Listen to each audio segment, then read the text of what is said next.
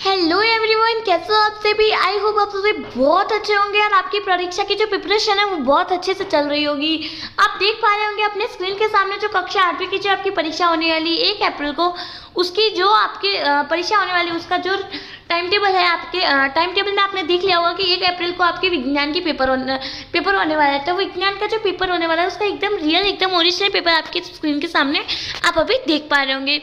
हम ज़्यादा वक्त नहीं लेंगे आपका, सिर्फ 15 या 20 मिनट आप हमें दे दीजिए ताकि हर एक प्रश्न को मैं आपको अच्छी तरह से समझा सकूं और आप अपनी परीक्षा में टॉप कर सको।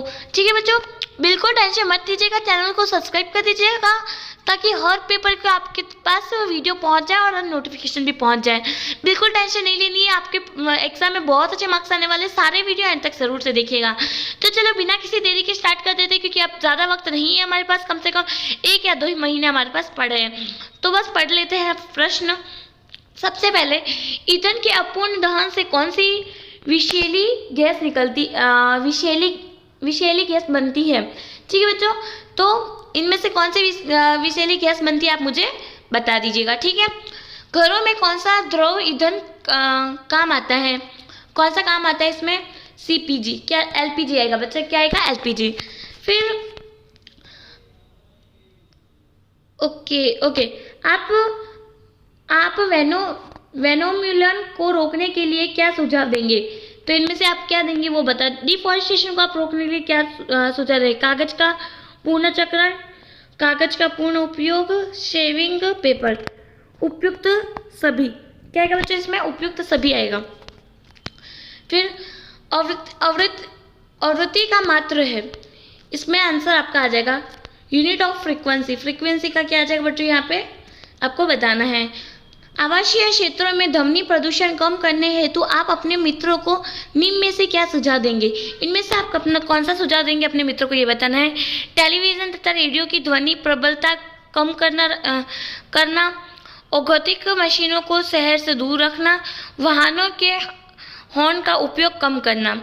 अब इनमें से आप कौन से ध्वनि प्रदूषण के लिए उपयोग करेंगे, उपयुक्त यहाँ पे सभी आ जाने चाहिए। फिर बढ़ते अगले प्रश्न की ओर। निम्न में से कौन सा पदार्थ धातु का सुचालक है, इनमें से कौन सा है गुड कंडक्टर ऑफ हीट। तो आपको इनमें से बताना है। एक सेकेंड ना, ओके। गैस बर्नर, साइकिल का हैंडल, पहियों की रिमी आदि पर क्रोमियम का विद्युत लेपन क्यों किया जाता है, ये आपको यहाँ पे बताना है। क्रोमियम चमकदार होती है, यह क्षारित नहीं होती है, यह खर्चों का प्रतिरोध होता है, उपयुक्त सभी। इनमें से कौन सा आप निम्न में से किसी घर्षण द्वारा आसानी से आवेशित नहीं कर सकते। ऑप्शन प्लास्टिक स्केल, फूला और गुब्बारे, तांबे की वस्तु, ऊनी स्वेटर। ठीक है, अब आ जाते हैं वेरी शॉर्ट क्वेश्चन आंसर में, मतलब छोटे छोटे प्रश्न में हम आ जाते हैं। निम्न में से सिंचाई के पारंपरिक व आधुनिक साधनों को सारणी में लिखिए। मोट, ट्रैप तंत्र, ढेकली, छिड़काव तंत्र, रहट। अब इनको आपको लिखना है। ठीक है बच्चों, फिर यहाँ पे ये जो ऑप्शन दिए इनमें से भी आपको लिख देना है ये सब। मोटर, ड्रिप सिस्टम, ये जो भी है इनमें से ट्रेडिशनल टेक्निक कौन सी है और मॉडर्न टेक्निक कौन सी है, वो आपको इसमें लिख देना है। प्रतिजैविक औषधियों के निर्माण में आप किसका उपयोग करेंगे, यानी कि एंटीबायोटिक मेडिसिन है, इनमें आप क्या उपयोग करेंगे। ठीक है, एलपीजी तथा सीएनजी का पूरा नाम। एलपीजी का पूरा नाम यहाँ पे आपका आ जाएगा लिक्विफाइड नेचुरल गैस, और सीएनजी का आपका आ जाएगा लिक्विफाइड पेट्रोलियम गैस, यहाँ पे एलपीजी का आ जाएगा, और सीएनजी का कॉम्प्रेस नेचुरल गैस आ जाएगा। खिलाड़ी किरदार जूते का उपयोग क्यों करते हैं, यानी कि जो प्लेयर होते हैं, मतलब जो स्पोर्ट प्लेयर होते हैं वो मतलब स्पोर्ट्स शूज़ का यूज़ क्यों करते हैं। मिलन कीजिए। रासायनिक उर्वरक, कार्बनिक खाद, खारी फसल, फिर थ्रेसिंग। इनमें से कौन ऑप्शन यहाँ पे दिए है। अनाज के दानों को भूसे के अलावा अलग करना, यूरिया एवं सुपर फास्टेट फॉस्फेट पशु अपशित गोबर पादप आवेश चावल एवं मक्का।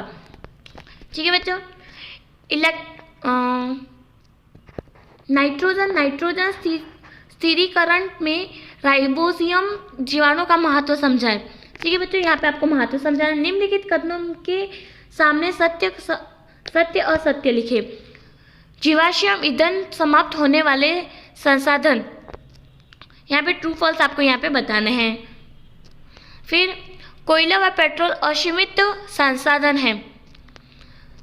कोलातर विभिन्न पदार्थों का मिश्रण है। पैराफिन मोम का उपयोग मरहम, मोमबत्ती, वैसलीन आदि बनाने के लिए होता है।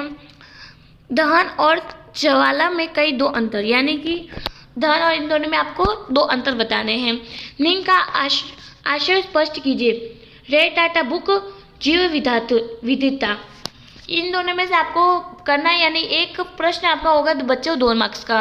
एंड तक देखिएगा, कहीं बच्चों मत जाइएगा। रिक्त स्थानों की पूर्ति कीजिए। अमीबा डैश द्वारा जनन करता है। फिर बताते हैं अगले प्रश्न में।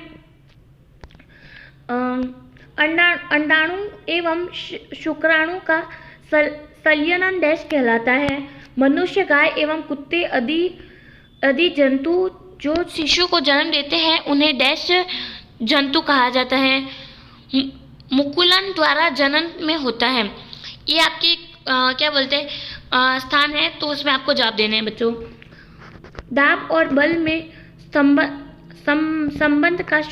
संबंध को सूत्र द्वारा समझाएं। ठीक है बच्चों। प्रेशर और फोर्स को आपको फॉर्मूला के द्वारा समझाना है। उदाहरण देकर समझाएं कि घर्षण सूत्र शत्रु तथा मित्र दोनों कैसे हैं, यानी कि फ्रिक्शन मतलब एनिमी और दोस्त कैसे हैं, वो आपको यहाँ पे एक्सप्लेन करना है। निम्नलिखित की व्याख्या कीजिए। स्वचालक पदार्थ और विद्युत धारा का रासायनिक प्रभाव। Conductor material, chemical effect of electric current, इन दोनों का आपको समझाना है। 2 मार्क्स से होंगे। ठीक है बच्चों। अपने नेत्रों की उचित देखभाल करने के लिए 2 सुझाव दे। अपने आँखों की जो केयर करते हैं उसके लिए 2 सुझाव दे। सड़क सुरक्षा के संबंधित 2 नियम लिखिए। बाह्य निश्चय व आंतरिक निषेचन में कोई 2 अंतर लिखिए। मानव कर्ण का नामांकित चित्र बनाएं। ठीक है बच्चों। फिर अथवा आप ये भी लिख सकते हैं, वाहन चलाते समय किन किन बातों का ध्यान रखना चाहिए। आलेखिक जनन की किसी एक विधि का सचित्र वर्णन कीजिए। ध्वनि प्रदूषण को नियंत्रित रखने के लिए 2 उपाय बताएं। ठीक है बच्चों। संतुलित आहार से आप क्या समझते हैं। भोजन में आवश्यक पोषक पदार्थ का क्या महत्व है। बल किसी वस्तु की आवृत्ति में परिवर्तन कर सकता है, उदाहरण देकर स्पष्ट कीजिए। और अथवा आप ये भी लिख सकते हैं, मनुष्य के शरीर में अंतःस्रावी ग्रंथियां के नाम लिखकर उनकी स्थिति का रीति का नामांकित चित्र बनाएं। द्रव बर्तन की दीवारों पर दबाव डालता है, चित्र बनाकर समझाएं। फिर तड़ित चालक का चित्र बनाकर समझाएं। यह किस प्रकार भावनाओं का तड़ित के प्रभाव से बचाने में सहायक होता है। फिर परिवर्तन कितने प्रकार का होता है, चित्र बनाकर समझाएं। अथवा उचित चित्र बनाकर स्पष्ट करें कि सम्मान आवेश एक दूसरे का प्रतिकर्षित करता है। परिवर्तन किसे कहते हैं, उचित चित्र बनाकर समझाएं। परिवर्तन के 2 नियम समझाएं, लिखिए। इस प्रकार से बच्चों आपका जो पेपर है वो था। ठीक है। आई होप आपको पूरा पेपर समझ आया होगा। मैंने एंड तक पूरा पेपर समझाने की कोशिश की है। इसके आंसर्स और आपको पूरा PDF कहाँ मिलेगा मैं आपको बता देती हूँ। आपको अब जाना है गूगल पर जाके आपको क्या सर्च करना है बच्चों, मैं बता देती हूँ। गूगल पर आपको जाके सर्च करना है STUDYVILLAGE स्टडी विलेज जाके सर्च करना और संपूर्ण पेपर की PDF और आंसर्स की आंसर्स की डाउनलोड करनी है। क्या करनी है? आंसर्स की डाउनलोड करनी है। तो बच्चों हमारे चैनल को सब्सक्राइब कर दीजिए ताकि आने वाली हर वीडियो आपके पास पहुंच सके और हर छोटी से बड़ी नोटिफिकेशन आपके आरबीएससी की बोर्ड एग्जाम को लेकर आपको मिल जाए। तो मिलते हैं नेक्स्ट वीडियो में, तब तक के लिए बच्चों धन्यवाद।